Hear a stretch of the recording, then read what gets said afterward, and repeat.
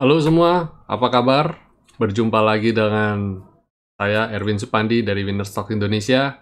Saya berharap berjumpa kembali Bapak Ibu di minggu ini dalam kondisi yang sehat dan yang pasti selalu profit. Ya, oke.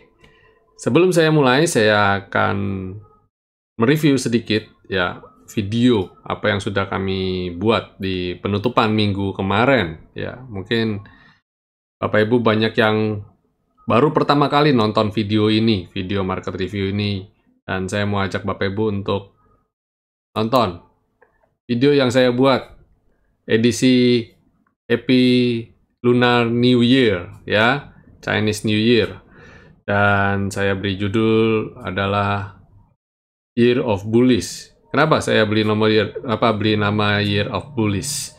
Karena kita berharap di tahun kerbau logam ini ya, IHSG akan mengalami all time high lagi ya, dan bullish lagi.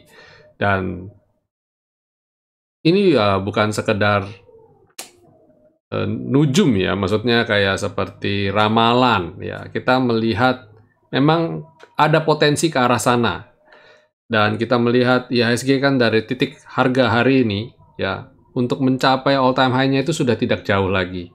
Ditambah lagi dengan harga komoditi dunia yang juga naik terus ya.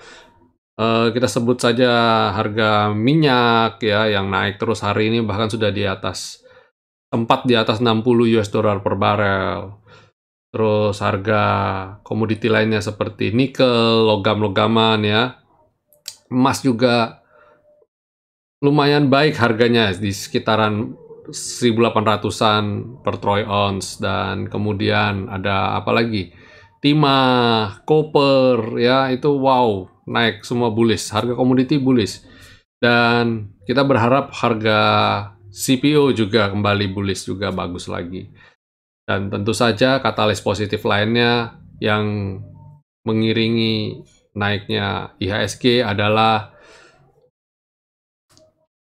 data ekonomi Indonesia nanti yang kita akan tunggu di bulan Maret dan April. Kita berharap data-data tersebut membukukan raport yang baik ya, sehingga di paruh kedua kita sekarang lagi berjuang menuju ke semester pertama ini ya, di bulan Juni itu kuartal kedua akan ditutup dengan baik. Ketika kuartal kedua ditutup dengan baik, kita berharap kuartal ketiga juga akan ikut, dan keempat juga ditopang dengan saya rasa sudah mulai kelihatan pergerakan ekonomi ya, prospek ekonomi, harapan ekonomi yang kita harapkan baik ya, dari efek vaksinasi yang sudah kita berharap lancar sampai ke akhir tahun ini akan menjadi katalis positif ya, untuk Indonesia akan menjadi bullish kembali. Oke, hari ini saya tidak perpanjang, saya tidak buat video dalam edisi yang cukup panjang karena saya ada beberapa hal yang harus saya lakukan nanti. Jadi kita langsung ke market review aja dulu ya. Nanti saya akan coba bikin di market review yang kedua, yang berikutnya, untuk esok hari dengan tips-tips trading seperti biasa. Oke, kita langsung saja. Dan ini dia. Ini pergerakan komposite hari ini. Ya, kemarin di video Year of Bullish saya sudah katakan bahwa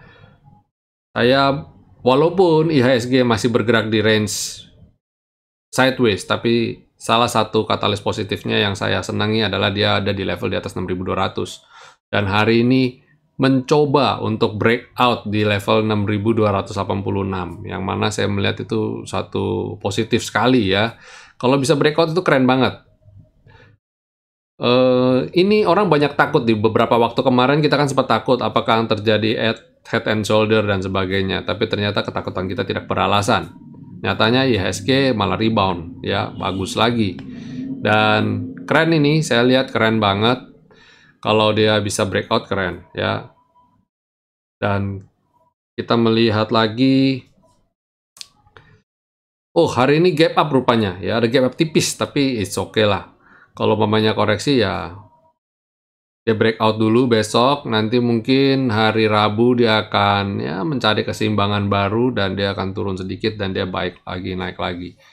Kira-kira bisa seperti itu ya. Jadi kita berharap saja pergerakannya bisa bagus terus, tapi tentu saja gap-gap tipis kecil itu kita kayak gimana ya, kayak rasa ada ganjelan seperti kayak muka itu ada jerawat atau mungkin jangan-jangan ada bisul ya di bokong atau dan gimana.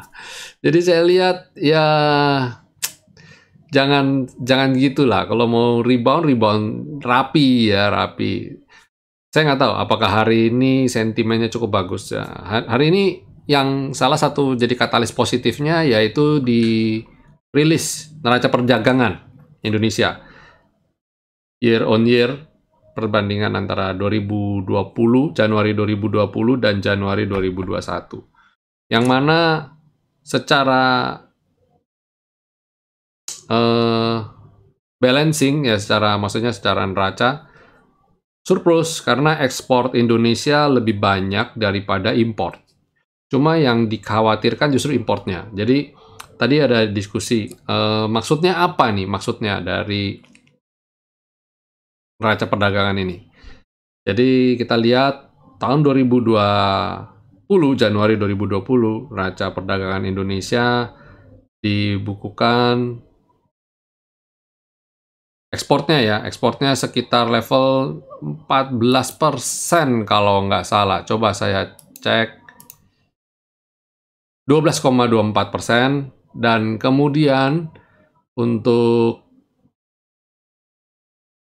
tahun ini 2020 14,63%, yes tadi benar 14,63%, dan tahun ini membukukan 12,24%, yang mana ekspornya cuma turun sedikit, cuma turun 2%, 2,4% saja, yang mana menurut saya itu oke banget ya.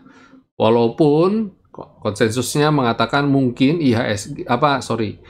Indonesia ekspornya bisa lebih besar ya, sekitar 13,59%, tapi ternyata yang dirilis data yang akhirnya jadi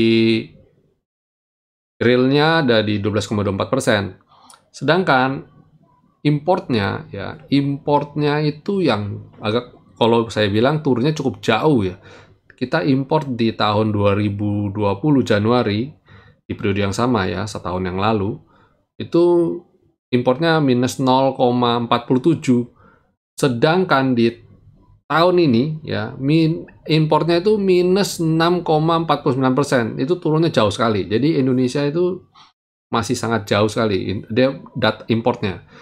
Kalau saya melihat ini seperti kayak melihat apakah kita daya beli kita, rakyat kita daya konsumsi kita belum cukup besar, atau mungkin memang kan sebagian besar banyak dari produk-produk manufacturing di Indonesia juga butuh import, dan saya melihat bahwa manufacturing Indonesia juga belum terlalu berjalan normal. Ini yang agak saya riskan sih sebenarnya ya, tapi ya it's okay lah. Kita bukan berharap optimis ya, kita melihat ke depannya segera setelah vaksin ini mulai masif, manufacturing juga mulai pulih lagi, dan sehingga neracanya cenderung bisa menjadi agak balance. Kalau ini kan gapnya terlalu besar. Jadi kalau importnya saya akan berharap dia bisa naik juga, cukup setidaknya tidak di level minus ya, tapi tetap lebih tinggi ekspornya. Nah, itu lebih bagus ya. Itu idealnya begitu ya. Idealnya begitu. Jadi importnya jangan sampai minus, sehingga ada suatu balance yang baik ya. Jadi kita jual bagus, kita datangkan barang untuk manufacturing atau untuk konsumsi juga bagus. Jadi itu akan baik. Ya. Terus hari ini IHSG asing membukukan net sell minus 693,5 miliar. Yang mana menurut saya cukup masif, dia cukup lumayan jualannya. Tapi nggak apa-apa. Ya, kalau ada jual, nanti dia bisa akan masuk lagi, akan beli lagi. Jadi masih aman. Dan volume perdagangan hari ini dibukukan rendah, cukup rendah, dan nilai transaksinya juga di bawah rata-rata. Biasanya rata-rata transaksi 20 harinya di sekitar 16 triliun, sedangkan hari ini cuma 11 triliun saja. Ya, mungkin orang masih baru dari suasana liburan kali ya. Tapi nggak apa-apa, it's okay lah. Ya, kita sekarang lihat sektoralnya. Bagaimana dan sektoralnya, oke? Sektoralnya kita intip sektor agri.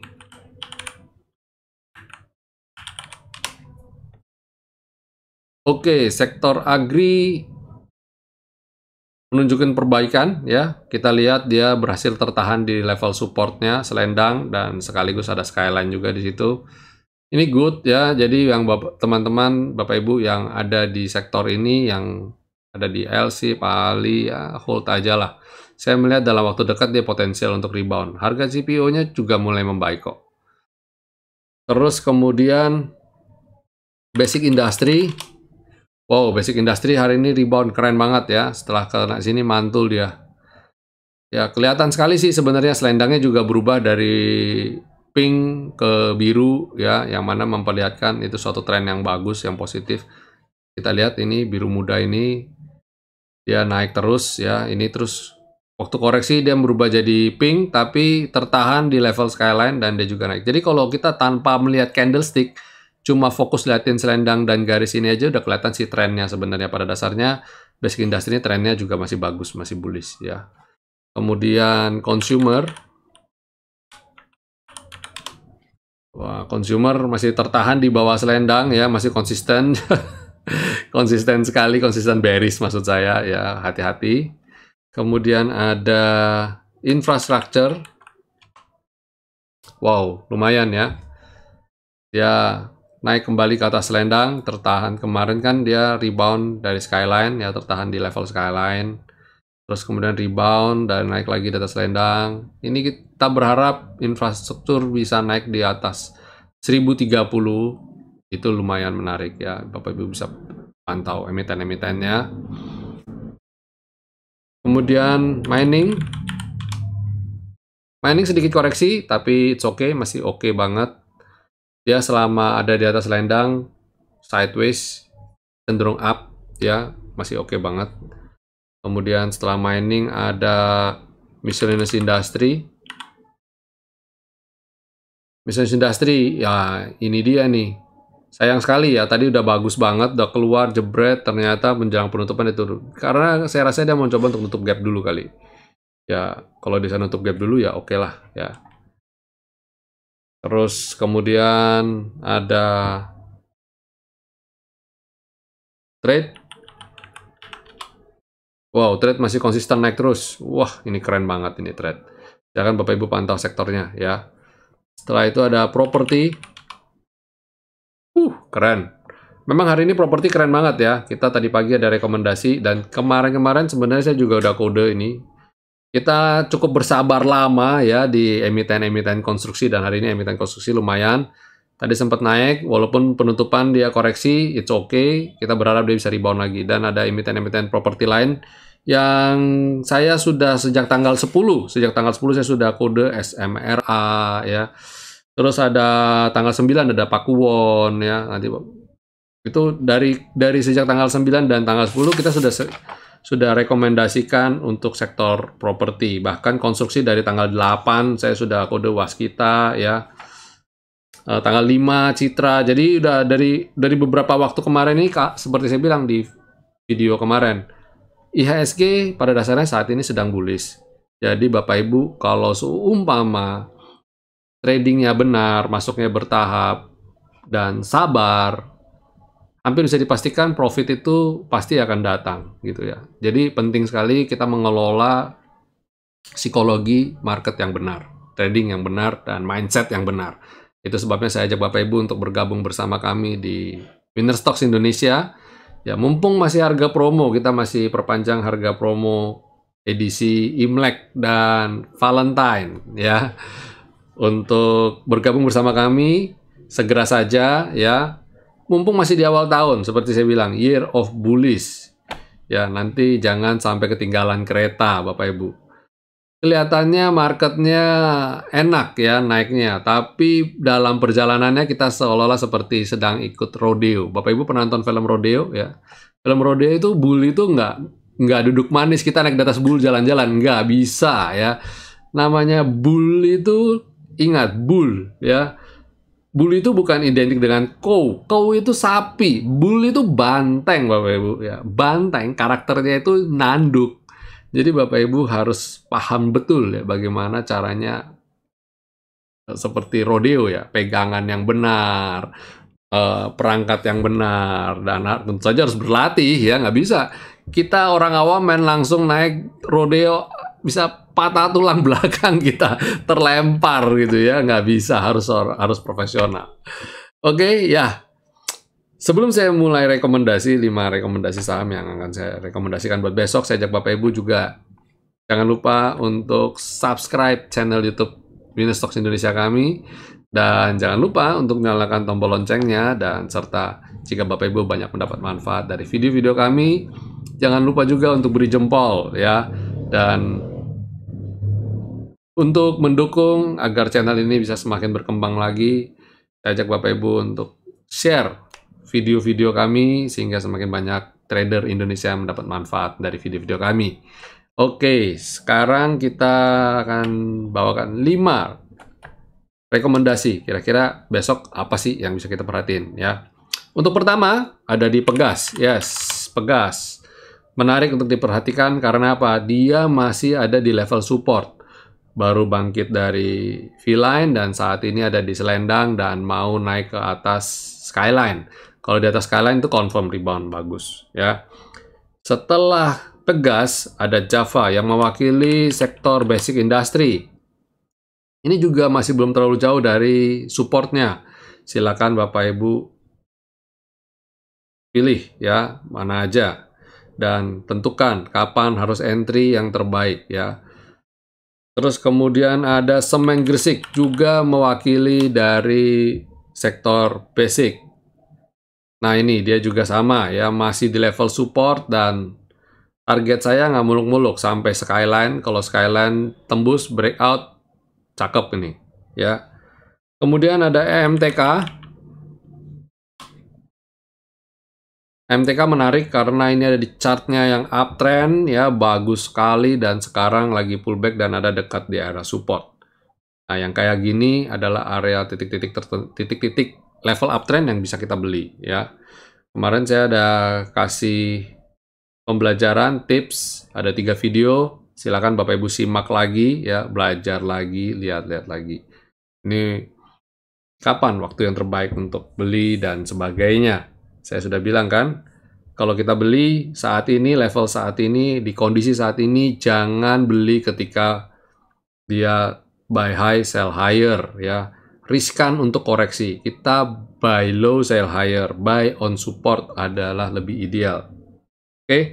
Terus kemudian satu lagi ERA. Ini mungkin mewakili trade kali ya. Trade chartnya bagus sekali, uptrend, dan juga sama seperti MTK. Dia posisi dekat dengan selendang dan potensial untuk rebound cukup besar. Silakan Bapak Ibu atur strateginya untuk trading di emiten-emiten ini. Oke, itu 5 rekomendasi dari saya. Silakan dipilih aja. Apakah pasti semua terbang? Belum tentu ya. Biasanya rata-rata average kita di sekitar 2-3 lah. Itu ideal sekali. Dan kalau masuk bertahap, pada akhirnya semua bisa profit sih pada akhirnya ya. Tapi ingat, masuknya harus bertahap. Oke, itu dulu dari kami, dari Winner Stock Indonesia. Senang sekali bisa berjumpa Bapak Ibu kembali di minggu ini. Saya ajak Bapak Ibu kembali lagi sekali. Jangan lupa ya, subscribe dan beri jempol. Dan sekali lagi ingatkan, masih ada promo ya, masih promo. Jangan ketinggalan untuk segera bergabung bersama kami. Oke, ya itu dulu. Jangan lupa untuk selalu menjalankan protokol kesehatan Bapak Ibu ya. Stay safe semua, stay healthy, happy cuan, and God bless.